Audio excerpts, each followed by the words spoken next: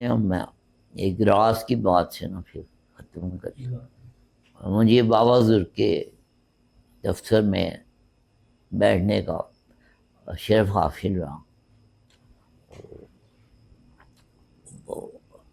بندے کو اگر کبھی یہ مل جائے، ایسا ایک پل بھی مل جائے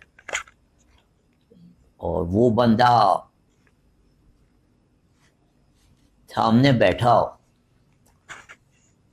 اور گھڑی کی طرف دیکھ لے، ایک نظر بھی دیکھ لے، تو وہ گیم سے باہر ہے، آؤٹ ہے۔ تو وہ میری حالانکہ نوجوانی کا، لیکن آج تک مجھ سے نہ وہ گھڑی نہیں لگائی جاتی۔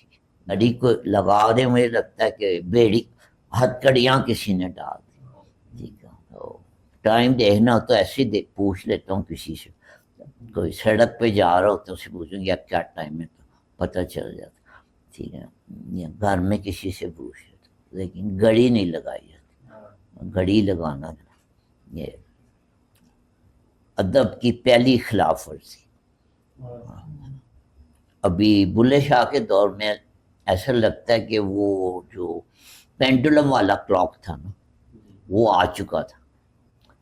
جو پرانے وقتوں کا شاید آپ نے کبھی اپنے بزرگوں کے گھر میں دیکھا ہو، تو وہ بلے شاہ کا وہ شعر ہے نا، پیا گھر آیا وہ لال نہیں، گھڑیال دے وہ نکال دی۔ تو وہ اتنی زبردست بات کرتی ہے کہ آپ ساری ٹائم اینڈ سپیس، علامہ اقبال تو بعد میں آئے ہیں، تو علامہ اقبال نے تو وہ جرمنی میں جا کے تو ٹائم اینڈ سپیس کی تھیوری پڑھی، زمان و مکان جسے کہتے ہیں۔